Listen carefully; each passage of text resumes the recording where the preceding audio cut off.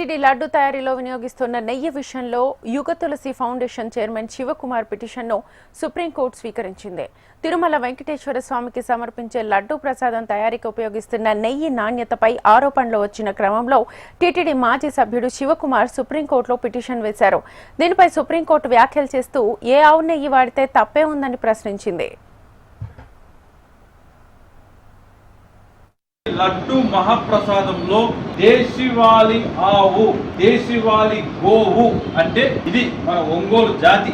ఇలాంటి దేశీవాలి ఆవు పాల నుండి తీసినటువంటి తయారు చేసినటువంటి నెయ్యిని మాత్రమే వెంకటేశ్వర స్వామికి నిత్య కైంకర్యాలలో ఉపయోగించాలని గత సంవత్సరం నుండి యుగ తులసి ఫౌండేషన్ ఇతర స్వచ్ఛంద సంస్థల ద్వారా పెద్ద ఎత్తున తిరుమల తిరుపతి దేవస్థానానికి లెటర్స్ రాయడం జరిగింది.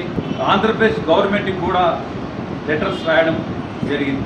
టీటీడీ నుంచి ఎటువంటి స్పందన లేకపోవడం వల్ల నేను సుప్రీంకోర్టులో PIL public interest litigation file చేయడం జరిగింది.